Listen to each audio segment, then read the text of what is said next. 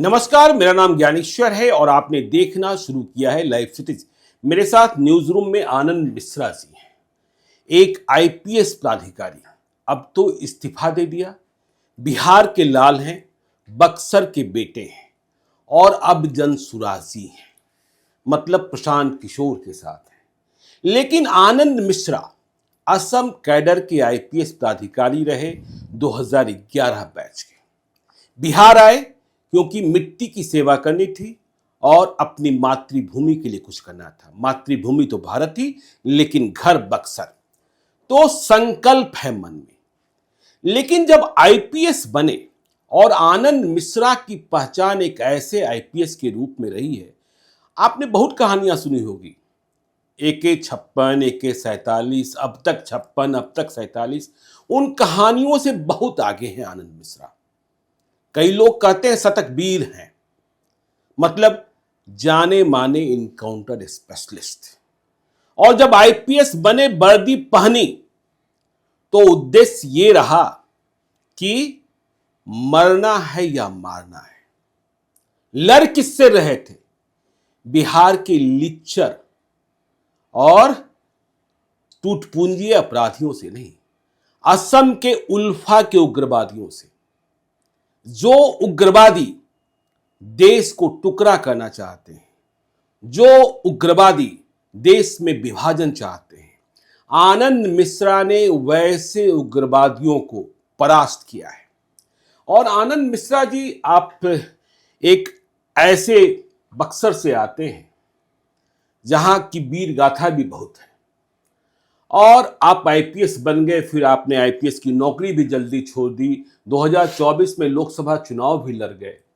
पहले यह बताइए कि बचपन कैसे गुजरा, संक्षेप में जी। फिर आईपीएस बनने का संकल्प कहां से लिया और फिर पहली गोली कब चला दी? जी, तो बहुत धन्यवाद। पहले तो आपसे बात करके अच्छा लग रहा है, बहुत है ना। और ये ऐसा है कि बचपन मेरे पिताजी हिंदुस्तान मोटर्स गांव से, यहीं से एम्बेसडर गाड़ी, हाँ एम्बेसडर गाड़ी, वहां क्या शान की गाड़ी होती थी। क्या बात है, सारे राजनेता जी। तो वहां पे इंजीनियर थे। तो इस सिलसिले में मेरी पढ़ाई वहीं बिरला की एक स्कूल था, वहाँ फैक्ट्री का स्कूल था, वहाँ पे हुई। और सेंट जेवियर्स कॉलेज कलकत्ता से मेरा स्नातक हुआ और उस्मानिया यूनिवर्सिटी हैदराबाद से पोस्ट ग्रेजुएशन हुआ।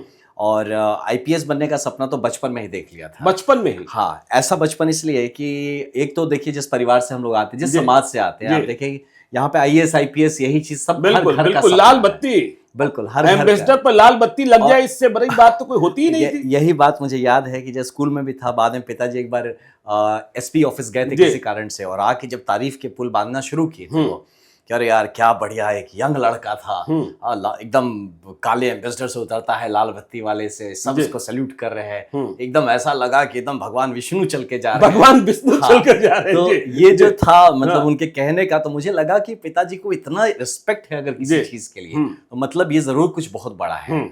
और उसके पहले भी मेरा था कि पुलिसिया एटीट्यूड तो था, लेकिन आईपीएस वाला चीज समझ नहीं आता था। पुलिसिया एटीट्यूड था ये मेरा बचपन से। तो मैं तो इनफैक्ट आपको बताऊं, जब मैं इंटरव्यू में गया तो मुझसे इंटरव्यू में जाते ही पूछते, अच्छा tell me why do you want to become an IAS officer, हमसे पूछा। मैं कहा सर एक्चुअली मैं पहला चॉइस तो मेरा आईपीएस बनने का है। अच्छा, I want to be an IPS. बोलता है तो तुम तो ऑलरेडी आईपीएस में हो। मैं कहा नहीं सर अभी तक तो नहीं हूँ, बट सब ठीक चला तो शायद हो जाऊंगा। अच्छा, तो वो जो बॉडी लैंग्वेज आपका होता है, मैं हेयर स्टाइल वैसा ही था, बिल्कुल आज भी वैसे ही है। हाँ वैसे ही है, हेयर स्टाइल वैसा ही है, शर्ट भी अभी तक मैं यूनिफॉर्म जैसा ही मोड़ के पहनता हूँ, और ये बचपन से पहनता हूँ। जो बचपन से भी लड़के मुझे बहुत सारे बोला। आईपीएस बनने के पहले किसी को एडमायर करते थे क्या आईपीएस के रूप में? केपीएस गिल या फिर? नॉट रियली, मतलब ऐसा नहीं। मेरा देखिए जिस परिवार से आते हैं, और एक बड़ी इसी मुद्दे पे बताऊं, हम बिहार के बच्चों में ना संकोच बहुत रहा है, बहुत। तो इसका मैं भी शिकार रहा हूं, जिसके चलते मेरा प्रोफेशनल हानि, पर्सनल हानि बहुत हुआ है। मैं ये आपको बताता हूँ इस संकोच से। तो ये संकोच के कारण मैं कभी किसी आईपीएस को अप्रोच ही नहीं कर पाया, दूर से ही निहारता रह गया, देखता रह गया। होता ना एक बार बात कर लिया। आजकल के बच्चे 8th 9th के बच्चे फोन लगा लेते हैं, सर आपसे मिलना है। बिल्कुल बिल्कुल, इतना स्मार्ट होगा, अच्छा लगता है। तो इस तरह से मेरा आईपीएस बनने का जो जुनून उठा, कि बाहर तो जो था पर्सनल एक एप्टीट्यूड, और पिताजी से मुंह से जब सुन लिया तो लगा कि अरे भाई यही सही, सबसे सही। मुझे भी भगवान विष्णु का अवतार बन ही जाना है, पिताजी के सपनों को साकार कर देना। मतलब भाई सपनों वाली बात, भगवान तो नहीं बट वो बनने का। और उसके बाद वो जुनून ऐसा चढ़ा कि फिर उसके बाद फिर जब तक नहीं बनेंगे मतलब रुकेंगे नहीं वाला एटीट्यूड लेके। पहली कोशिश की दूसरी कोशिश? नहीं, तीसरी में। एक्चुअली मैं पहले क्या था कि पहले में मैं था West Bengal civil service. Just graduation के तुरंत बाद मेरा सिलेक्शन हो गया वहां पे, तो मैं उस सर्विस में गया, लेकिन सिविल सर्विस था। वहां भी मैंने मांगा था तो पुलिस सर्विस फर्स्ट चॉइस था, लेकिन जनरल कैटेगरी में सीट नहीं होने के कारण से मुझे नहीं अलॉट हुआ था। बट अच्छा ही हुआ, वो हो जाता ना तो वर्दी का सपना पूरा हो जाता, शायद मैं रुक जाता। तो भगवान ने अच्छा किया, नहीं किया। तो फाइनली आईपीएस आए, और जैसा आपने कहा पहली गोली, तो आईपीएस आने के बाद असम मेघालय जब काडरा अलॉट हुआ, इसको भी मैंने काफी पहली गोली पर आते हैं। लेकिन जैसे ही आप आईपीएस बने होंगे तो बतुहारी तो बहुत शुरू हो गई होगी। और बिहार में जी यदि दामाद आईएएस आईपीएस रेट लगना शुरू हो गया था। रेट लगना शुरू हो गया था। कितना लगा आनंद मिश्रा? मैक्सिमम रेट 33 करोड़ का आया था। 33 करोड़ रुपए आनंद मिश्रा को दहेज मिल रहा था? हाँ, वो मैक्सिमम रेट था। अच्छा, कोई अप्रोच किया था, बहुत बड़े व्यवसायी परिवार थे। हाँ, तो किसी ने अप्रोच किया था, तो मुझे पता चला था कि 33 करोड़ का ऑफर है। अच्छा, तो तब मुझे बहुत ही खुद पे ना, मतलब क्या बताया जाए, शर्मिंदा महसूस हुआ यार, मतलब रेट लगा दिया गया। अच्छा, हाँ, कि मतलब वो भी, मतलब कितना लगाए, 33 लगाओ, 33,000 लगाओ, लेकिन मतलब आप भी बिकाऊ है, तो वो कंसेप्ट मुझे हजम नहीं होता। अच्छा, तो फिर इसीलिए फिर शादी हुई जिनसे मेरी, वो जान पहचान की थी हमारी। हाँ, किस साल की बात है जब 33 करोड़ रुपए आपको मिल रहे थे? ये 2011 के आसपास, 11-12। 33 करोड़ रुपए आपने, बहुत होता है मुझे, ये बहुत कुछ था उसमें, छोड़ा जाए। 1976 में जिन लोगों ने विप्रो में 1000 रुपए लगाया था, आज 700 करोड़ रुपए के मालिक हैं। और 33 करोड़ रुपए आपके पास 2011 में होते तो फिर वो पता नहीं मल्टीप्लाई करते करते कहां तक चला जाता। इस लाइन में कभी दिमाग सोचा नहीं मेरा, पैसे के लाइन में, पैसे के लाइन में कभी नहीं, मेरा दिमाग पैसे के पीछे नहीं जाता, कभी नहीं गया। अच्छा, तो एनीवेज, तो उस तरह के और भी बहुत सारे ऑफर्स आ रहे थे। तब मैं कहीं ना कहीं, मैं बताऊं आपको, उस वक्त महसूस हुआ, मुझे पहली बार महसूस हुआ ना, यार ये मैं कहाँ पैदा हो गया हूँ। क्योंकि पिताजी माताजी मेरे ऐसे कभी नहीं किए, लेकिन कुछ रिलेटिव्स जरूर थे आसपास जो ऐसा गंद मचा के रखे थे। अच्छा, हाँ, कि भाई तुम ऐसा कैसे करोगे, तुम दहेज नहीं लोगे तो लोग सोचेगा लड़के में कुछ दोष है। सोचिए, ये भी हमारी सोच। अच्छा, ये बात भी। हाँ, तो कह रहे, मैं कह यार ये गजब का सोच है, नहीं लेंगे, है दोष। बहुत सारी तस्वीरें दिखाई जाती होगी लड़कियों। तस्वीरें तो नहीं मैंने देखा कभी, हाँ, क्योंकि मैं उसको बढ़ने ही नहीं दिया बात। अच्छा, बिल्कुल, तो मैं वही कट शॉट कर देता था पहले ही। तो इसलिए तो मैं, सच पूछिए ना, तो उस वक्त मैं शादी के लिए तैयार भी नहीं था कहीं ना कहीं। बट मैं कर लिया शादी, नहीं यार ऐसे तो ये नहीं चलेगा, ये तो कर लिया शादी, मतलब खुद से कर लिया? नहीं, खुद नहीं कर रहा, पारिवारिक तरफ पे कर लिया। मतलब कि देन आई सेड कि नहीं, अगर शादी करनी है तो भाई हमारी पुरानी मित्र भी है, मैं जान पहचान है, तो ऐसा कोई लव अफेयर नहीं था। अच्छा, बट जान पहचान थे, अच्छा परिवार। मैं कहा करना है तो सिंपल परिवार है, हम जैसा परिवार है, तो भाई उसमें ही सिंपल से शादी हो जाएगी। तो पहले से कमिटेड थे कि तुमसे करना है? अब ऐसा बोलना ठीक नहीं है, ऐसा बोलना ठीक नहीं है। हाँ, बट हम जान पहचान थे, अच्छा, वो परिवार बहुत अच्छा, बहुत संस्कारी परिवार है, और मैं बड़ा एडमायर करता हूं उनके परिवार को। और जो मेरी वाइफ है वो भी बहुत ही धार्मिक और हर तरह से एक मॉडर्न। तो आईपीएस बनने के बाद आपने कहा कि चलो अब तुमसे शादी कर ही लेते हैं? हाँ, तो इनफैक्ट वो मुझसे नहीं करना चाह रही थी। वो नहीं करना चाह रही थी? क्यों? हाँ, कि अब तुम आईपीएस बन गए। अच्छा, आईपीएस बन गए इसलिए। तो अच्छा, वो क्या करती है, हाउसवाइफ है? नहीं, हाउसवाइफ नहीं है, उन्होंने फैशन डिजाइनिंग किया हुआ है, तो अभी ट्रेडिशनल फैशन पे काम करती है। अच्छा, हाँ, तो वो चीज है। तब उन्होंने एमएससी न्यूट्रिशनल साइंसेस किया था, फिर फैशन डिजाइनिंग भी किया। तो वो जब मैं आईपीएस बन गया तो वो दुर्भाग्य लगी कि नहीं, अब तो तुमसे बिल्कुल नहीं करना शादी। हाँ, कौन करेगा जिसकी दोस्ती गोली से हो जाए, पिस्तल से हो जाए। मैं दया नायक से एक बार मिला था। अच्छा। उनकी माँ कहती थी, मैं परेशान हो जाता हूँ, रात को 2 बजे आता है, इसके कपड़े खून से सने होते हैं और मुझे धोना पड़ता है। तो आनंद मिश्रा की जिंदगी भी तो ऐसी ही हो गई होगी। बिल्कुल यही हो गया था कि मुझे याद है कि वाइफ का ही कहानी छोटा सा बताता हूँ कि मैं लंबा बहुत करीब 27-28 दिन में जंगल में था। 27-28 दिन? हाँ, लगातार एक बड़ा ऑपरेशन चल रहा था। अच्छा। तो उस बीच में 7-8 इनकाउंटर्स में बहुत कुछ हुआ उसी दौरान। तो वो आने के बाद बताई कि कोई खबर नहीं मिलती थी कि मैं जिंदा भी हूं कि नहीं। अच्छा। हुआ क्या, और जंगल थे गारो हिल्स के, तो उसमें आपका मोबाइल भी काम नहीं करता, सैटेलाइट फोन था लेकिन इतना लिमिटेड था कि उससे आप कॉल कर नहीं सकते, बात नहीं कर सकते। बिल्कुल। तो वो रोज किसे पूछती थी सिपाहियों से कि सर का कुछ खबर है क्या। एसपी, तब मैं एडिशनल एसपी था, एसपी साहब से पूछती कि कुछ खबर, तो नहीं ठीक है, कुछ प्रॉब्लम नहीं है। तो उसने कहा यही बात जो मुझे बाद में पता चला है कि मुझे पता था कि अगर कुछ गलत खबर होता ना तो वो पहले आ जाता। बिल्कुल। तो अगर गलत खबर नहीं आया तो मतलब कुछ हो ना हो, जिंदा हो। बिल्कुल, अप्रोच सही था। तो अब सोचिए, ऐसे में एक नई नवेली किसी की शादी हुई, वो आके रह रही है वहां पे, और उसका हस्बैंड जंगल में है, और उसको ये भी नहीं पता कि वो जिंदा है, मर गया, क्या चल रहा है। गोलियों पता चलता था इनकाउंटर हुआ है या 3 लोग मारे गए, 5 लोग मारे गए। अब उसमें से भाई, शादी के कितने दिनों के बाद आपने पहला इनकाउंटर कर दिया था? एक्चुअली इनकाउंटर तो शादी के पहले ही हो गया। शादी के पहले ही हो गया था? अच्छा। तो वही पहले ही हो गया था शादी का। तो वो तो मैं जस्ट प्रोबेशन के बाद ही पहुंचा था। तो एक ऑपरेशन था तुरा में, तुरा शहर में, तो एक ग्रुप था ANVC। अच्छा। हाँ, तो ANVC एक ग्रुप था वहाँ पे, जो कि आशिक नेशनल वॉलंटियर कोर्स। तो तुरा शहर में एक बम ब्लास्ट किया उन लोगों ने। तो मैं तब ASP था, 3 स्टार। तो हाँ, तो वहाँ पे था। तो SP साहब, फिर हम लोग सब गए साइट पे, पता चला वहाँ ब्लास्ट। तो SP साहब ने बताया कि तो खबर आई कि एक पहाड़ी पे एक जगह पे उन लोगों ने कैंप कर रखा है, उसके जो मेन बॉसेस हैं वहाँ बैठे हुए हैं और वो बड़ा प्लान कर रहे हैं। बिल्कुल। तो वो जो ब्लास्ट नहीं था, वो शायद गलती से गिरा हुआ ग्रेनेड था जो फूट गया। तो अब वहां पे हम लोगों को उनको प्रिवेंटिव करना था। तो मुझे भी इस टीम में भेजा गया और एडिशनल SP थे जिन्होंने टीम लीड किया। मैं एक कट ऑफ का पार्ट था, मैं एक छोटा पार्ट था कि भागेंगे तो आप यहाँ रोकना, पकड़ना। बिल्कुल।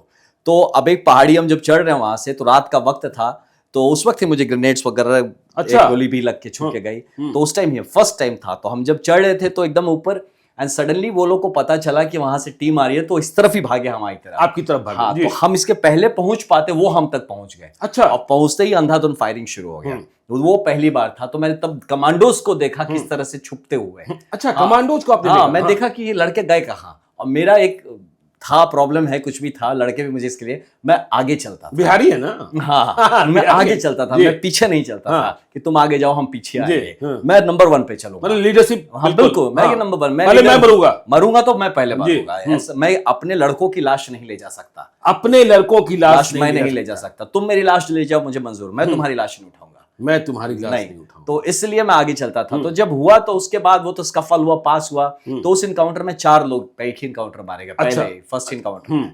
तो वो तो जबरदस्त, मतलब अब ऐसा सिचुएशन था कि पहली बार जब आपके हाथों से खून हुआ, इनकाउंटर हुआ, अब पूरा मैं लथपथ था, ये उग्रवादी मारे गए, आपके मन में क्या आया? नहीं, सच बताऊं तो एक गुस्सा था जी, मुझे कोई अफसोस नहीं था। अफसोस नहीं, क्योंकि पहला गोली उन लोगों ने चलाया था जी। हाँ, मुझे मारने के लिए चलाया था ना, हमारी टीम पे मारने के लिए। बिल्कुल।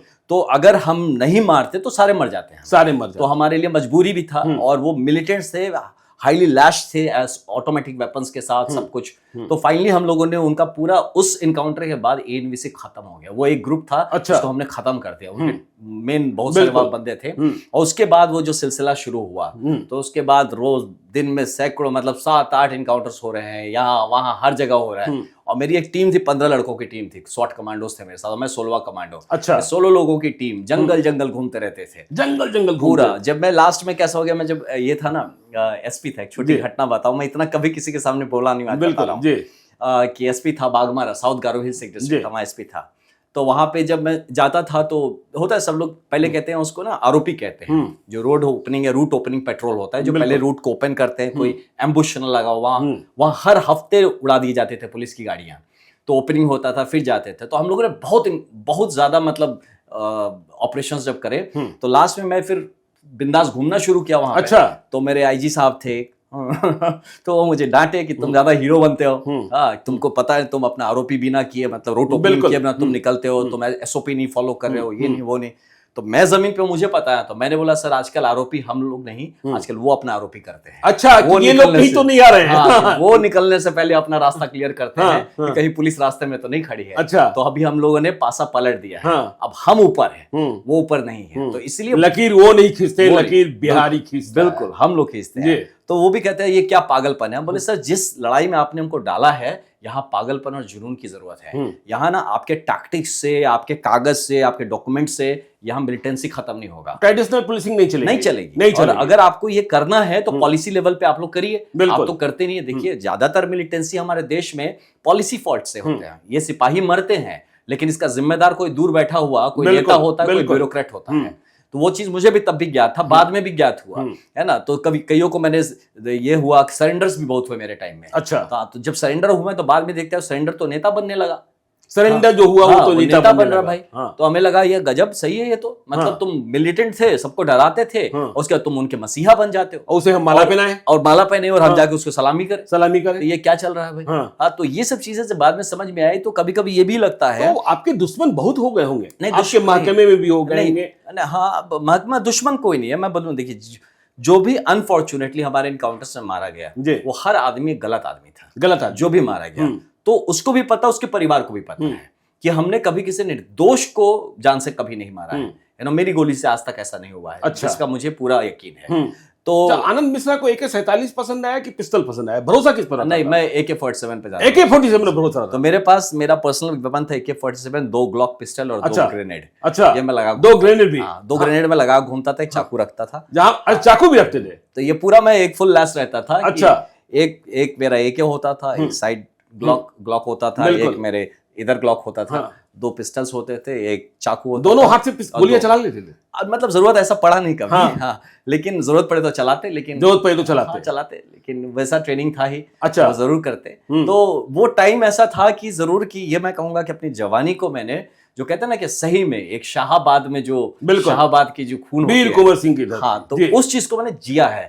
और मैं बताऊं ऐसा वहां पे एक बात उठ गया था एक बार कि एक जन ने सरेंडर किया, एक वहां का रकम डी शीरा बोल के था, तो वो था वहां का फाइनेंस सेक्रेटरी, उनका भी अपना बनता था। तो जब सरेंडर किया तो मुझसे बोलता है कि सर आप बुरा ना माने, थोड़ा हमको दिखाइए ना। बड़ा क्या देख रहा है? बस सर वो आपने जो पहना है। क्या पहना? जनेऊ पहना और क्या पहना?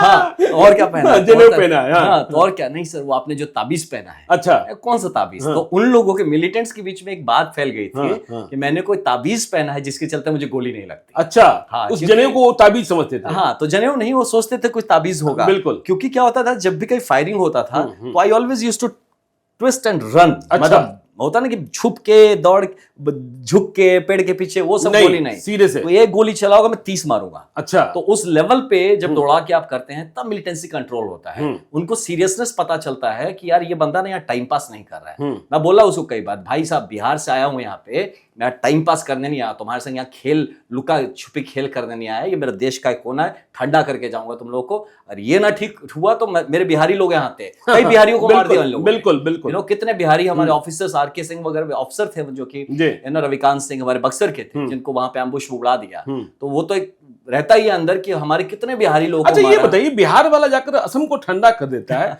लेकिन बिहार में बिहार के लोग ठंडा और बिहार के IPS ठंडा नहीं कर पाते क्या? और बिहार में मैंने कहा यहाँ तो लिच्चर किस्म के अपराधी हैं, वो उतने शक्तिशाली है भी नहीं, वो उस तरीके के भी नहीं है, क्यों नहीं हो पाता? नहीं हो पाता, देखिए 3-4 कारण है। नंबर 1 मुझे लगता है जो ऑफिसर है कंसर्न, सबसे पहले आपको अपना पर्सनल स्वार्थ त्यागना होगा।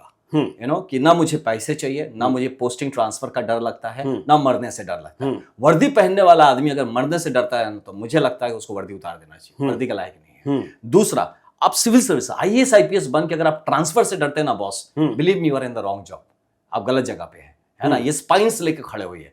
आज लोग कहते हैं ना कि आप 33 साल की सर्विस में हर साल आपका स्पाइन टूटता है, तो पूरा स्पाइनलेस हो जाते हैं, तब आप जाके क्रीम पर। This is nonsense. ये IAS IPS का जो सरदार पटेल ने जो सोचा था, ये नहीं सोचा। आयरन जो स्टील फ्रेम का बात किया था, इस स्टील फ्रेम ऐसा नहीं होता है। तो ये चीज की कमी बिहार के बहुत जगहों पे, असम में, मेघालय में भी। नहीं, मैं बिहार की बात करता हूँ। बिहार तो आप देखिए पिछले 2 वर्षों से मैं लगातार देख रहा हूँ। मैं एक शब्द का इस्तेमाल करता हूँ कि बिहार में जो SP है ना, वो घर घुसबा और घर डुकबा हो गए, वो निकलते ही नहीं। जिसकी बात आप कर रहे थे कि आप मरने से डर गए, आप मारने से डर गए, तब तो फिर कैसे कंट्रोल नहीं होगा? और बिहार में वैसे अपराधी बिहार को डरा रहे हैं जिनका कोई वजूद नहीं, जिनकी कोई ताकत नहीं। एग्जैक्टली, मैं आपको एक क्लैरिटी करता हूँ। मैं जब SP था ना वहां पे, लास्ट लखीमपुर में SP था, तो वहां पे कुछ लोगों ने गंद मचा रखा था पूरा इसका। वहां पे व्यापार गलत, स्मगलर्स, हर तरह का गलत वो सब में व्यापार मचा गया। तो वहां पे एक सब इंस्पेक्टर को भी मार दिया गया, मर गई, जैसा भी जो भी हुआ, अनफॉर्चुनेट था। तो वो सब बहुत कुछ वहां तांडव शुरू हुआ, तो मुझे एज SP वहां पोस्ट किया गया। तो मैं जब गया तो मेरे साथ तो इमेज भी जाता है, उनको पता है भाई क्लियर आ गया कोई कि बात नहीं करता, ये काम करता है। तो पूछा, मीडिया ने मुझे वहां से पूछा कि भाई साहब आप आ गए, क्या करना चाह रहे हैं, आप क्या करेंगे? तो मैंने उनको यही बोला कि देखो बॉस, हमारे DG साहब ने 3 महीने का टाइम दिया है इनको, मैंने अपनी टीम को 3 दिन का टाइम दिया है। DG साहब ने 3 महीने का टाइम दिया, आपने अपनी टीम को 3 दिन का टाइम दिया है, और उसी टीम को जो पहले से वहां थी। हाँ, उसी टीम, उसी टीम नहीं, बाहर से कहां से, वहीं के लड़के हैं। अच्छा, तो मैं वहां पे अब कमांडर था, तो मैंने कहा 3 दिन का वक्त, या तो पैरों पे आए, ना तुम कंधे पे लाएंगे। पैरों पर आए नहीं तो कंधे पर लाएंगे और लाएंगे। और ये चीज जो सुने, उनको भी पता था इस बंदे ने पहले किया हुआ है। बिल्कुल, ये नहीं कि मैं हवा में बोल रहा हूँ, कर चुका हूं तब बोल रहा हूँ। और ये क्लैरिटी के साथ मैं उतरा, पूरी टीम उतार दिया, अपना सब खोज के निकालो, जिस बिल में घुसे हो इनको बर्बाद कर देंगे अगर तुम लोगों ने हमारी जगह के लिए। बिलीव में भाई साहब, दूसरे दिन में जितना लिस्ट था उससे 3 लोग बढ़ के आके सरेंडर किए। अच्छा, लाइन लग गया था वहां पे थाने पे, ये आप खोजेंगे मिल भी जाएगा। अच्छा, लाइन लगा के सरेंडर किया इन लोगों ने कि वो क्लैरिटी। मैंने पूछा कुछ एक्स्ट्रा लोगों से जो लिस्ट में नहीं थे, भाई तू कहां से आया, तेरे तो लिस्ट में नाम नहीं। वो तो सर नया नया शुरू किया था, कोई ना कोई तो नाम बोल ही देता, हम सोचे पहले ही आ जाते हैं। तो ये कब होता है, ये आप तब अचीव करते हैं जब आप अपने चीज क्लियर है। मैं नहीं था कि मैं आया हूं मुझे ट्रांसफर कर देगा, तो नया नया आया हूं, अगर मेरा को ट्रांसफर, या मैं आके सेटिंग तो कर नहीं रहा हूं कि मेरा इतना पैसा कहां से आएगा, उतना मेरे को कोई मतलब नहीं है उससे, मुझे कोई ट्रांसफर पोस्टिंग से मतलब नहीं है, कोई मुझे मार देगा इसका डर नहीं है। जब ये चीज आप जब लेके निकलते हैं, वो सब वर्दी पहने हैं, जब यूनिफॉर्म पहने हैं, तो आपको पता नहीं शिव का रूप लेके उतरे हैं आप। शिव का रूप, बिल्कुल। आपको लेफ्ट राइट नहीं सोचना, तांडव करना तांडव करेंगे, मेडिटेशन करना मेडिटेशन करेंगे, जिस रूप में चाहिए वो कर सकते हैं। ये जब उतरेगा ना यहाँ पे, मैं बता रहा हूँ, लॉ एंड ऑर्डर कंट्रोल करना ना, बिलीव मी, सुनने में लोगों को लगेगा ज्यादा, मैं खुद किया हूं इसलिए बोल रहा हूँ, 3 दिन लगता है अपने जिले को ठाणे। अच्छा, यदि आपको मौका मिल जाए तो बिहार का लॉ एंड ऑर्डर 3 दिनों में आप ठीक कर देंगे? 3 दिन में, देखिए अब बिहार की बात है तो मैं इसके लिए 3 महीना बोलूंगा। 3 महीना बोले? 3 महीना बोलूंगा। 3 महीना में देखिए उसमें ट्रेनिंग है लोगों की, क्योंकि अब एक मानसिकता से भी तो निकालना है। बिल्कुल। और मैं एसपी तो हूं नहीं, तो जैसे भी, तो उसमें क्या है, यदि बिहार के होम मिनिस्टर आप बन गए तो अब ये तो देखिए हाइपोथेटिकल नहीं जाते, लेकिन जो भी बने मैं उनको सजेशंस को जरूर दूंगा। बिल्कुल। कि किस तरह से हमारे एसएचओ लेवल को ठीक करना है, किस तरह से सुपरविजन लेवल्स पे जो हमारे मिडिल रैंकिंग डीएसपी हैं, एसपी हैं, उनको ठीक करना है, जो उसके बेस डीआईजी से एडीजी तक है उनका क्या, डीजीपी चीफ सेक्रेटरी और बाकी मैजिस्ट्रियल फंक्शंस, डीएम का क्या रोल होना चाहिए, इन सब पे करना है। और इसके साथ साथ आपको पुलिस की बेहतरी के लिए भी काम करना है। अगर हम कहते हैं कि तुम अच्छे से काम करो तो तुम्हारी जीवन का अगर कुछ हो गया तो परिवार का जिम्मेदारी लेने को तैयार हो बिल्कुल, जाए, भाई हम तुम्हारे लिए 2 करोड़ का इंश्योरेंस है, अगर कुछ हुआ ऑन ड्यूटी 2 करोड़ रुपया परिवार को मिलेगा, है ना, सीधा। दूसरी बात हो गई कि आप भी इंसान हैं, आपको स्ट्रेस आउट नहीं कर सकते, बर्न आउट नहीं कर सकते, हफ्ते में एक दिन आपको छुट्टी का हम क्यों नहीं करा सकते? बिल्कुल हो सकता है। यहाँ पे एक्स्ट्रा फोर्सेस है, और लोगों को ये चीज बताना हमारे पुलिस में कि रिस्पेक्ट योरसेल्फ, खुद को आप इज्जत देना सीखिए। अगर खुद को इज्जत नहीं देते आपको कोई नहीं। मैं आपको एक छोटा एग्जांपल बताऊं, किसी के साथ देखा, मैं एक पीएसओ घूम रहा था और वो सिविलियन आदमी थे, उनके साथ जो पीएसओ घूम रहा था ना, उसी के पे चौड़ दिखा रहे थे अपना, क्या हम बड़े आदमी हैं, मतलब होता है ना, पीएसओ ऐसा, बिल्कुल, और उसी पीएसओ से बदतमीजी से बात कर रहे हैं, जिसके चलते उसकी इज्जत है, उससे सब्जी का थैला धुलवाएंगे, ये करेंगे।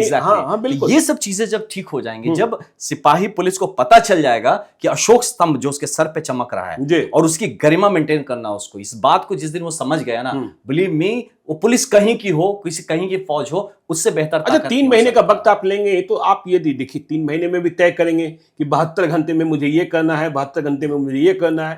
पहला काम क्या करेंगे? ये पहला काम जो हम करेंगे कि सीधा सीधा देखिए पर्सनल जिम्मेदारियां लगा देंगे पहले, है ना, कि अगर जिसके जुरिसडिक्शन में कुछ हुआ आप उसके लिए जिम्मेदार हो, और जिम्मेदार हो, आपका ट्रांसफर पोस्टिंग नहीं है, आपको भी अरेस्ट किया जाएगा। और जो बिहार के मोस्ट वांटेड होंगे, कौन मोस्ट वांटेड होंगे, तो मोस्ट वांटेड होंगे, उनको लाया जाएगा, चाहे पैरों पे या कंधे पे, जैसे आ जाएंगे।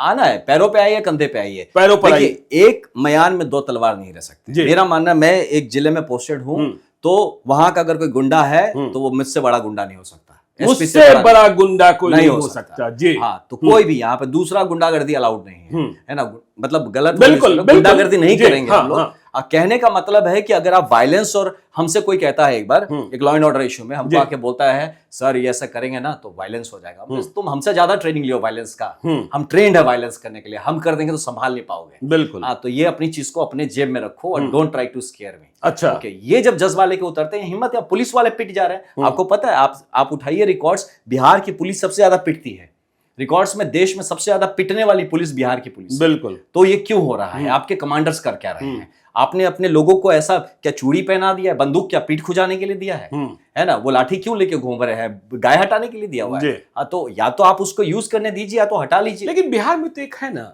कि जाति देखकर एसपी बनेगा, जाति देखकर थानेदार बनेगा। तो देखिए, अगर जन सुराज की बात की, फिर अगर जन सुराज से होता तो ये बंद हो जाएगा। जन सुराज आपकी मेरिट से होगा, जो होगा आप में मेरिट है तो आप जगह पे संभालिए, कर सकते हैं तो करिए, नहीं तो आप लाइंस में जाइए, एडमिनिस्ट्रेटिव काम देखिए, आपको फील्ड में आने की जरूरत नहीं। अच्छा, 33 करोड़ रुपया आपको दहेज का ऑफर मिला था, कभी ये जब आईपीएस की वर्दी आप पहने हुए थे तो सबसे बड़ा ऑफर कितना मिला? किया किसी ने हिम्मत ही नहीं की? नहीं, किसी ने हिम्मत नहीं किया, किसी ने हिम्मत नहीं की। एक भाई साहब ने की थी, वो बहुत पिटे थे। अच्छा, बहुत पिटे थे। रूम बंद करके मैंने बहुत मारा था। उसके लिए बाद में किसी बड़े आदमी ने मेरे पास उसको भेजा था, बोल के मुझे बताया नहीं था। अच्छा, दूसरी बार फिर किसी को भेजा कि भाई कुछ देने नहीं आए सर, कुछ ऐसा, लेकिन मुझे पहले बोल दिया गया वो जाएगा, लेकिन उससे मारपीट मत करना। मारपीट मत करना। अच्छा, आप मानते हैं ना कि बिहार में शराबबंदी के कारण अपराध कम हुआ है? कम हुआ है, बढ़ गया है। बढ़ गया है। आपने क्रिमिनल्स क्रिएट कर दिए हैं ज्यादा, सिंडिकेट है और क्रिमिनल्स क्रिएट हो गए जी। पहले देखिए अब क्या हो गया शराबबंदी के कारण से कि जो लोग सिंपल जो यंगस्टर्स हैं, लड़के हैं, मैं बुलाया बक्सर में बताता हूं, मैं कुछ लोगों को इनवाइट बोला कि भैया लड़कों को बुलाओ, थोड़ा सा इनसे बात करते हैं। तो पता चलना भैया हम तनी बिजी बानी। तो कहाँ बिजी? तो लड़कों ने बताया भैया उस शाम का टाइम में गंगा पार वो लोग काम कर रहे हैं, 2-2 बोतल पार कराएंगे, 2-2 हजार रुपया कमाएंगे। वो कहाँ छोड़ के आपसे मिलने आएंगे? कहाँ वो बक्सर के डेवलपमेंट और बिहार के डेवलपमेंट की बात समझते हैं? वो तो देख रहे अरे इतना फंडा, एक रोज का 2,000 रुपया कमा रहे, कौन जाएगा? महीना 60,000 रुपया कमा, नौकरी क्यों चाहिए हमको, बिजनेस क्यों करना है? तो आपने तो क्रिमिनल्स बना दिए, क्रिमिनल्स बना दिए। यस, आप तो उसका पूरा सिंडिकेट क्रिएट कर दे रहे हैं। और जब पकड़े भी जा रहे हैं तो माफिया नहीं पकड़े जा रहे हैं जी, वो गाड़ी का ड्राइवर पकड़ा जा रहा है, खलासी पकड़ा जा रहा है, बच्चे पकड़े जा रहे हैं, युवा पकड़े जा रहे हैं, गरीब लोग पकड़े जा रहे हैं। 12 लाख से ज्यादा लोग अरेस्ट हुए हैं। आर्थिक साम्राज्य पर चोट नहीं लग रही है? कुछ नहीं। अच्छा, नहीं, आई मीन टू से आर्थिक साम्राज्य तो यहाँ पे क्या बोलेंगे, नहीं, जो शराब सिंडिकेट का आर्थिक साम्राज्य क्रिएट हो गया। हाँ बिल्कुल, वो क्रिएट, और वहीं से आप क्राइम भी फंडिंग होता है। बिल्कुल, वहां से क्राइम भी फंडिंग होता है। मुंबई अंडरवर्ल्ड क्या इतिहास यही है ना, यही रहा। हाँ, यही हम आप समझिए। और भी देखिए, मैं बता रहा हूं आपको, मैं देखा है यंगस्टर्स को, लड़कों को ऐसे से फर्जी दुटकिए टाइप के, वो जो गुंडे मवाली टाइप के जो ना अपने हीरो बन के घूमते हैं, लोग उनके फॉलोअर्स हैं। I am surprised. हाँ, अभी आप कह रहे थे ना जी, किसी के बारे में आप कह रहे थे कि भाई वो कट्टा लेके घूम रहा है तो उसके पीछे लोग जय जयकार कर रहे हैं। मैं उस दिन आपको बताऊं, देखिए उस दिन मैं, बहुत लोग बुरा भी मानेंगे इस बात को, मैं बताता हूं। मेरे एक बार असम से मित्र आए, वो बोलता है भाग के आया, बोलता है क्या हो गया भाई, तुम क्या? बोलता अरे सर वहां पे ना ये डकैत आ गए। हमने डकैत आ गया मतलब? बोलता है एक बोलेरो से सब सफेद सफेद कपड़ा लेके, सब बंदूक लेके उतरे, मुझे लगा फायरिंग होगा, तो हम भाग आए वहां से। अच्छा, सोचिए, मतलब कि वो नॉर्मल लोग होंगे, यहाँ तो बिहार में सब बंदूक भाजने का तो सबको शौक है, दिखाने का। तो ये क्या कल्चर है? मैं मानता हूँ और मैं अपील करता हूँ सरकार से कि अगर आप लाइसेंस देते हैं, अगर आप लोगों को बंदूक लेके घूमने का, तो अपने पुलिस वाले का थाना बंद कर दीजिए। अच्छा, थाना बंद कर दीजिए। अगर आपके लोगों को खुद बंदूक से अपनी हिफाजत करनी पड़ती है तो please close the police station, बंद कर दीजिए पुलिस स्टेशन। आपको कोई जरूरत नहीं थाना लगाने को, हर आदमी को बंदूक दे दीजिए कि जाओ लड़ झगड़ के अपना सलटा लो, अपने में संभाल लो। ये क्या है? ये चीज का, ये बंदूक रखने का टेंडेंसी जो है, ये लोगों को लगता है स्टेटस सिंबल है, बंदूक लेके घूमे तो अरे भैया फूहड़पन है, घिन आती है देख के। एक मतलब किसी के हाथ में बंदूक जो कि वर्दीधारी नहीं है जी। या तो आप लॉ एंड ऑर्डर इंप्लीमेंट करने की जिम्मेदारी मिली है, वर्दी मिला, बंदूक मिला है, बिल्कुल वो वैसा ही है जैसा हनुमान के हाथ में गदा है। अब वही चीज आप दैत्य के हाथ में। माफिया को जो राजनेता बन गया उसे कभी आपने सैल्यूट मारी कि नहीं मारी? सच पूछिए, नहीं मारा। मैं ऐसे ज्यादा लोगों को नहीं जानता, बस 2 लोगों को जानता हूँ। एक बार मेरे आईजी भी थे वहां पे, हाँ, वो उन्होंने एकदम जय हिंद सर उनको किए, मैं गया वहां से, तो मेरे को ऐसे किया, मैं नमस्कार नमस्कार, हाँ, तो वही किया। तो अच्छा, यू डिडंट सैल्यूट? सैल्यूट नहीं किया, बस सर कर दिया जितना करना था कर दिया। बिहार के नेताओं को जो माफिया देखते हैं, मन में क्या आता है? बहुत दुख होता है। हाँ। और ये जो माफिया है ना, मैं बताऊं, उनको भी ये समझदारी होनी चाहिए। आप माफिया, आपका बेटा भी माफिया हो, जरूरी नहीं हो। तो जो गंदगी आप क्रिएट कर रहे हैं ना, वो भुगतेगा आपका बच्चा। अच्छा, और भुगतेगा आपका आने वाला जनरेशन। तो जिस समाज में आपने घर आलीशान बना लिया, लेकिन रास्तों पे अगर यही लॉ एंड ऑर्डर कानून व्यवस्था बिगड़ा हुआ है, तो आपको नहीं पता किस दिन आपकी बहू, आपकी बेटी, आपकी बहन, आपकी बच्ची, आपका बेटा उसका शिकार हो जाए, है ना। तो इस बात को समझना चाहिए कि जो हम लोग गड्ढा बना रहे हैं, जो सो कॉल्ड माफिया और बड़े लोग समझते हैं कि यार हमारा कुछ नहीं होगा, तो उनके लिए भी वो अपने बच्चों के लिए गलत एक चीज क्रिएट करके जा रहे हैं। तो इसीलिए उनको चाहिए कि अगर बिहार के लिए सच में करना है, आप अच्छा कर सके ना सके, ये गंदगी फैलाना बंद करिए। बिहार को सोचिए, आईपीएस अधिकारी ने वो सीरीज बनाया ना कि आइए ना हमारा बिहार में गोली मारेंगे कपार में। क्या है ये? क्या इमेज क्या बना रहे हैं? क्या बिहार की इमेज क्या बना रहे हैं? तो आप सोचिए, और ये दिखा कि आप चाह रहे हैं कि आप, मतलब है ना कि बिहार को, और एक ऐसा अपराधी जिसे एक अनुमंडल और जिला से लोग ज्यादा जानते भी नहीं थे। मुझे जब कहते थे लोग कि इस पर कहानियां सुनाओ, मैं कहता था क्या सुनाए इसके बारे में, इतना बड़ा तो था ही नहीं। इतना तो अपने चमकने में उसको चमका दिए जी, है ना? तो ये 2 टके के अपराधी, बिल्कुल। तो देखिए, अब तो आप राजनीति में आ गए, कुछ राजनीति की बातें भी कर लेते हैं। आपने फैसला कर लिया कि हम आईपीएस की नौकरी छोड़ेंगे, बक्सर से चुनाव लड़ेंगे। लोग कहते हैं हेमंत बिश्व शर्मा जो असम के चीफ मिनिस्टर हैं, वे आपको बहुत मानते थे और उनका ही भरोसा था कि वे आपको टिकट दिलाएंगे, लेकिन वे टिकट दिला नहीं पाए। और जब वे बक्सर में आए चुनाव प्रचार करने, आप निर्दलीय लड़ रहे थे, तो आपके बारे में कुछ कह भी गए। इसके बाद जब चुनाव में आप परास्त हुए, प्रशांत किशोर पहले से लगे ही थे, तो आपने प्रशांत किशोर का रास्ता चुन लिया, क्योंकि क्या आपको लगता है कि लालू यादव और नीतीश कुमार अब प्रासंगिक नहीं रह गए बिहार नहीं, में? बिल्कुल। देखिए, अब बिहार में प्रासंगिक कोई भी दल नहीं रह गया। अब क्योंकि अब देखिए, आपस में पहले तो मर कट रहे हैं, लोगों को पोलराइज कर रहे हैं, है ना। और नैरेटिव सी, आप पॉलिटिक्स का नैरेटिव देखिए बिहार में, तो आप जाति का नैरेटिव है ना, और आपसी मतभेद का नैरेटिव है। कोई स्वास्थ्य, शिक्षा, है ना, उसको एम्पावरमेंट की बात नहीं करता है। यहाँ फ्री में आपको सिखाया जा रहा, फ्री में ये करा देंगे। आपको इतना मजबूत बनाने की कोई बात नहीं कर रहा है कि आपको इसको भीख मांगने की जरूरत नहीं है। आप 5 किलो क्यों 500 किलो चावल उगा सको जी, हाँ, इसकी काबिलियत डेवलप कर दो। आप क्यों किसी को आप गरीबी भत्ता देंगे भाई, उसको इतना सक्षम बना दो कि वो खुद कमा ले उससे ज्यादा पैसे। तो इन सब चीजों पे किसी का चर्चा ही नहीं है, इसीलिए अप्रासंगिक हो गए हैं। आप राष्ट्रीय या अंतर्राष्ट्रीय परिप्रेक्ष्य में भी देखते हैं तो बिहार में, आप ये सब छोड़िए, आज बताइए बिहार से एक नेता जिसको आप कह सके नेशनल लीडर है, एक नहीं दिखेगा आपको। आपको बिहार का भी एक नेता नहीं मिलेगा, आपको एक जात का नेता मिलेगा, एक क्षेत्र, एक प्रांत का नेता मिलेगा।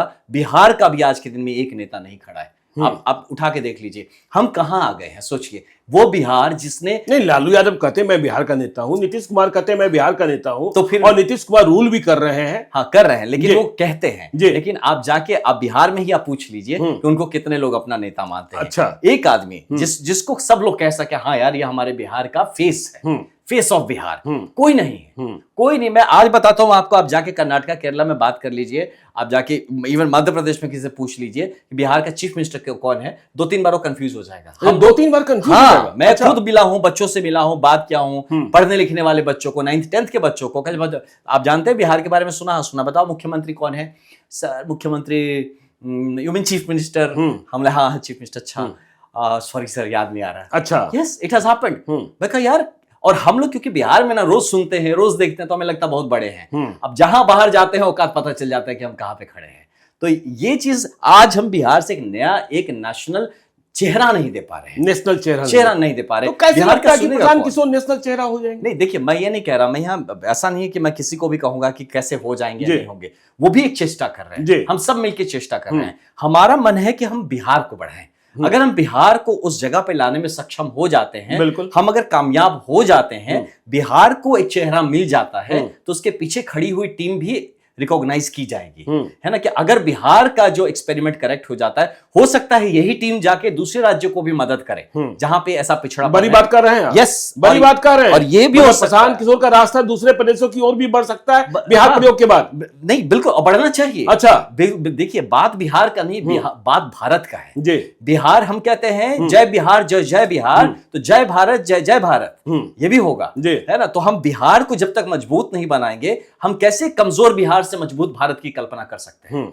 तो इस चीज के लिए मैं कह रहा हूं कि पहले हम लोग बिहार को एक चेहरा देंगे, और वो चेहरा फिर नए चेहरा खड़ा करेगा हर स्टेट में। और हम चाहते, देखिए, एक चीज जनसुराज के प्रशांत जी का मुझे अच्छा लगता है कि a good leader is one who creates more leaders. एक अच्छा नेता वो है जो और नए नेता बनाता है। वो तो कहा जाता है ना, एक शिक्षक, अच्छे शिक्षक वो है जो अपने शिष्य को बिल्कुल अपने से बेहतर बनाए, अपने से बेहतर बनाए। तो हम लोग इस चेष्टा में लगे कि बिहार इतना मजबूत बन जाए ताकि बाकी जो और कमजोर राज्य हैं या ऐसे राज्य हैं जिनका कंट्रीब्यूशन और बेहतर हो सकता है हमारे पूरे राष्ट्रीय मैप पे, तो उनको भी हम मदद करें। लेकिन सबसे पहले बिहार में जाति देखी जाती है।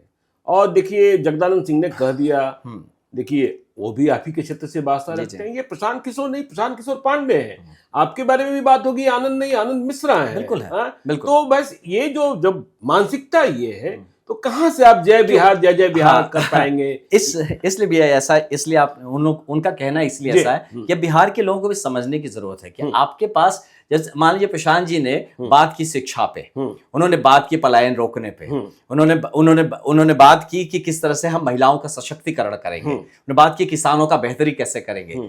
इन मुद्दों पे जब बात करने का किसी के पास कंटेंट नहीं है, नहीं उनके पास एक्सपीरियंस है, नहीं ज्ञान है, नहीं उस बारे में आगे का कुछ विजन है, तो आदमी क्या करेगा? कौन पांडे है, कौन सिंह है, कौन मिश्रा है, कौन कुशवाहा है, इसी पे उसका फोकस रहेगा, इसी में तो घुमा के रखेगा। तो देखिए, जिसके पास, अगर मेरे जेब में बादाम है, हम आपको बादाम दे सकते हैं, मेरे जेब में कांटा है, मैं कांटा दूंगा। तो हमारे जेब में शिक्षा है, स्वास्थ्य है, विकास है, हम बार बार उसकी बात करते हैं। उनके जेब में जाति है, धर्म है, प्रांतवाद है, तो बार बार उनके जेब से वही सब निकलता है। तो इसीलिए जो जिसके पास है उसके पास से। तो आपने भी अपने को समर्पित कर दिया है जनसुराज को और बिहार बदलने। मैंने पूरी तरह से अपने आप को बिहार बदलने के लिए समर्पित कर दिया है। और जन स्वराज वो मंच मुझे दिख रहा है, वो एक प्लेटफॉर्म, एक समूह दिख रहा है जो कि इस कालखंड में सीरियस है बिहार को लेके। तो मैं उसी आदमी के साथ खड़ा रहूंगा जो बिहार और बिहार के भविष्य को लेके, बिहार के बच्चों को भविष्य को लेके सीरियस है। यहाँ मेरा पर्सनल कुछ स्वार्थ नहीं कि मैं यहाँ कुछ बनने आया। मैंने कल देखा कि देखिए तरारी को लेकर आपने उम्मीदवार का ऐलान किया, मतलब शान किशोर ने, और वो ले आए सीधा सीधा जनरल एसके सिंह को। एक मिसाल तो उन्होंने पेश कर दी। बिल्कुल, एक मिसाल तो उन्होंने बिल्कुल यही समझने की बात है कि, और इस पे आपको बताऊं तो आज मैं उनसे बात जब हो रही थी तो मैं उनको यही कह रहा था कि 167 साल के बाद ऐसा प्रतीत हो रहा है कि बाबू कुंवर सिंह वापस लौटे हैं। अच्छा, वो वही जगदीशपुर क्षेत्र है, वही क्षेत्र है जहां से लेफ्टिनेंट जनरल एसके सिंह साहब आ रहे हैं। वो भी जनरल है ना। अब देखिए कब उम्र की लगभग एक जैसी उम्र है ना, वही जज्बा अपनी जमीन के लिए वापस। आप सोचिए वो रैंक का आदमी, he is the deputy chief of army. बिल्कुल, मतलब पूरे भारत के आर्मी का जो चीफ है वो अपनी मिट्टी पे वापस, वो कभी विधानसभा लड़ेगा भाई, उनको कल कोई गवर्नर बना देता, राज्यसभा भेज देगा, है ना, बड़े पोस्ट पे भेज देगा। वो सब छोड़ के तरारी का, वो भी बाई इलेक्शन में, कितना बड़ा मैसेज है। आप समझ सकते हैं इस बात को, कितना सीरियसनेस है लेफ्टिनेंट जनरल साहब का भी और जनसुराज का भी, कि हम लोग यहाँ मजाक और टाइम पास नहीं कर रहे हैं। जो मैंने आपको पहले अपने ऑपरेशंस का भी बात बताया, वही था कि मैं इतने दूर से, मैं नौकरी छोड़ के, आईपीएस की नौकरी छोड़ के यहाँ पॉलिटिक्स करने नहीं आया हूँ। यहाँ पे मैं I am serious about Bihar. चलिए आईपीएस की देखिए, मैं कुछ और समझ लेता हूँ। अभी लॉरेंस बिश्नोई का बड़ा नाम चल रहा है मतलब पूरे देश में, और देखिए स्थिति वहां तक पहुंच गई है कि कनाडा से हमारे रिश्ते खराब हो गए, और जितनी बड़ी वारदात हो रही है उसमें लॉरेंस बिश्नोई का नाम आ रहा है। साबरमती जेल में बंद है। सीआरपीसी की धारा 268 के क्लॉज 1 से उसको बंद रखा गया है। उससे कोई मिल नहीं सकता है, उससे कोई, देखिए एनआईए भी निगरानी कर रही है, गुजरात एटीएस ने भी आइसोलेट कर रखा है, लेकिन फिर भी वह गिरोह ऑपरेट कर रहा है। यदि यही उत्तर प्रदेश में होता तो योगी आदित्यनाथ तो गाड़ी पलटा पलटी कर देते। वो जो भी होता और ये जहां भी हो रहा है, देखिए भारत में एक होम मिनिस्टर है जी, एक बहुत बड़ा एक सेक्रेटेरियल स्टाफ है जो काम कर रहा है, बहुत बड़ा सेंट्रल फोर्सेस है, सेंट्रल एजेंसीज है, पुलिस फोर्स है जी। आपको नहीं लगता कि अगर कोई सीरियस हो ऐसी चीजों को रोकने के लिए तो तुरंत 1 मिनट का काम है? मतलब लॉरेंस बिश्नोई को रोका नहीं जा रहा है, कुछ ऐसा ही है ना, कुछ ऐसा ही तो या तो रोका नहीं जा रहा है या उसको ऐसी गलत बातें फैला के आप युवाओं को भड़का रहे हैं। मैं कल की आपको बात बताऊं, मुझे कल एक जन ने बोला कि भैया हमारे भाई, छोटे भाई का जिसका कुछ शोरूम है, फोन आया है कि मैं लॉरेंस बिश्नोई गैंग से बोल रहा हूं। अच्छा, मतलब ये चुटपुजिया कोई होगा जो ऐसा, तो आप समझिए कि आप अगर इसको टाइम पे नहीं रोकते हैं, इसको आप नहीं दिखाते हैं कि दिस इज अ नॉनसेंस जो हो रहा है, तो हमारे समाज में, युवाओं में क्या मैसेज आप पास ऑन कर रहे हैं? सुरक्षा की भावना किस में रह जाएगी? ये सरकार की जिम्मेदारी बनती है, चाहे कोई केंद्र लेकिन उसे तो इस रूप में प्रोजेक्ट किया जा रहा है कि जो देश के दुश्मन हैं, जो खालिस्तानी हैं, तो उसे वो मरवा रहा है, तो वह छोटा राजन के रूप में उसे। तो ये सारा, ये पुलिस आर्मी को बंद करिए, सबको भेज दिया जाए मनरेगा में काम करने के लिए, मनरेगा में काम करने के लिए। फिर ऐसे गैंग से ही अगर करवाना है तो ये हमारा देश कैसे विश्व गुरु बनेगा अगर हम लोग ऐसी बात करने देंगे किसी को? तो मैं नहीं कर रहा हूं कि ये केंद्र सरकार, लेकिन अगर हो रहा है तो आपकी जिम्मेदारी बनती है, आप रुकवाइए। बिल्कुल, आप क्यों नहीं रुकवा रहे हैं? ये सवाल आएगा और आप इसके लिए, आपको जिम्मेदार बनते हैं आप इसका उत्तर देने के लिए। इस चीज को देखिए, बहुत सारी कोई भी अपराधी क्या सिस्टम से बड़ा हो सकता है? That's what देखिए, कोई भी चीज अगर होता है ना, तो मैं जानता हूं कि पुलिसिंग और लॉ एंड ऑर्डर कुछ ओवर द ग्राउंड होता है, कुछ अंडर द ग्राउंड होता है, ठीक है। तो अगर कुछ अंडर द ग्राउंड, कुछ, मैं इसको नहीं कह रहा हूं, बहुत सारे ऑपरेशंस होते हैं जो पुलिस फोर्सेस करते हैं, जो अंडर कवर ऑपरेशंस होते हैं। तो अगर आप ऐसी चीजों को एक कहानी के रूप में, एक मसाला बना के अगर पेश करने दिया जा रहा है एडमिनिस्ट्रेशन की तरफ से, ऐसा आप क्योंकि उसको क्लियर नहीं कर रहे हैं तो लोग बात करेंगे ही। बिल्कुल, या तो आप बोलिए या तो लोग बोलेंगे, कोई तो बोलेगा, चुप तो कोई नहीं। तो क्यों नहीं क्लियर किया जा रहा है? और ऐसा एक भावना देश में क्यों फैलने दिया जा रहा है कि आप पैरेलल पुलिसिंग कर रहे हैं, या पैरेलल लॉ एंड ऑर्डर संभाल रहे हैं, या पैरेलल राष्ट्रवाद चला रहे हैं? ये क्या राष्ट्रवाद? इस राष्ट्रवाद के लिए हम लोग जी रहे हैं? कौन चाहेगा उसके बच्चे को बाहर भेजना अगर पता चले कि भाई कौन कहां मर जाए, किसी का कोई आपने देखा ना बाबा सिद्दीकी को कैसे मार दिया गया। फिर महाराष्ट्र की पुलिस पूछताछ नहीं कर पा रही है, सलमान खान निशाने पर है, पूरा मुंबई का जो माया नगरी है। अच्छा, आप ये विश्वास करते हैं कि यदि भाई पुलिस चाह ले, प्रशासन चाह ले, शासन चाह ले, तो लॉरेंस बिश्नोई को घंटे भर में कंट्रोल किया जाता है। बिल्कुल। अब I mean who is he, ये है एग्जैक्टली ऐसा कौन है ये, इतना बड़े बड़े लोगों को देख लिया गया है ना। और अब देखिए, मैं तो पहली बात ये मानता नहीं हूं कि कुछ कर रहा है जी। हाँ, तो मुझे नहीं लगता कि उसके पास इतना औकात है कि कोई ऐसा 700 शूटर्स हैं, जेल के भीतर से वो इंटरव्यू देता है। ये सब अगर कोई कहता वो इंटरव्यूज तो दिखे नहीं अभी तक, but anyways whatever it is, TV पर तो बिल्कुल ऑन एयर थे ना। हाँ, तो अगर इस टाइप की चीजें हैं तो देखिए ये शर्मिंदगी की बात है प्रशासन और शासन के। तो ये किसको, कौन उसका जिम्मेदार है, इस पे फिक्स होना चाहिए और देश को इस बात को जानने का अधिकार होना चाहिए कि हम कितने सुरक्षित हैं, है ना। तो इसी पे तो बात चल रही है ना, पूरा सरकार और वोटिंग इसी पे तो चलता है कि हम राष्ट्र के हित में काम कर रहे हैं, हम देश के हित में काम कर रहे हैं। और अगर आपको एक गुंडे से करवाना पड़ रहा है तो फिर देश और इसके कारण आपके रिश्ते जो है कनाडा से खराब हो रहे हैं, अमेरिका सवाल उठा रहा है, ये बड़ी बात हो रही है। ये एक मैच्योर्ड पॉलिटिक्स भी नहीं है, मैच्योर्ड एडमिनिस्ट्रेशन भी नहीं है। और इस तरह की चीजों को मैं पर्सनल लेवल पे कभी इसको मैं सराहूंगा नहीं, सपोर्ट नहीं करूंगा। और ये झूठा और फेक राष्ट्रवाद के नाम पे पॉलिटिकिंग हो रहा है। अच्छा, चलिए, तो देखिए ये थे मेरे साथ आनंद मिश्रा जी, जिन्होंने आईपीएस की नौकरी छोड़ी है, लेकिन जिनकी पहचान रही, तुम मारोगे 3 गोली, हम मारेंगे 30 गोली। और अब आए हैं बिहार में व्यवस्था सुधारने, क्योंकि प्रशांत किशोर सत्ता बदलने की बात नहीं कर रहे हैं, व्यवस्था बदलने की बात कर रहे हैं। और आनंद मिश्रा कह रहे हैं बिहार में भी ऐसा कुछ नहीं है जो नियंत्रित नहीं कर सकता है। 3 महीने का वक्त और हर घंटे में क्या होगा यह भी तय किया जाना चाहिए, तो बिहार बदल सकता है। उम्मीदें जगी हैं। जनरल एसके सिंह तरारी से चुनाव लड़ने आ गए। परीक्षा जनरल एसके सिंह की नहीं है, परीक्षा बिहार के वोटरों की है कि वह किसे चुनती है। तो आगे भी हमारी चर्चा जारी रहेगी। आनंद सर जी आप आए मेरे साथ, बहुत बहुत धन्यवाद। तो हमारे दर्शकों से यह अनुरोध कि यदि अब तक आपने हमारे यूट्यूब चैनल लाइव सिटी को सब्सक्राइब नहीं किया है तो जरूर कर लीजिएगा। और यदि इस वीडियो को फेसबुक पेज के माध्यम से देखो तो पेज को लाइक कीजिएगा, ट्विटर पर भी हमें फॉलो कीजिए। धन्यवाद।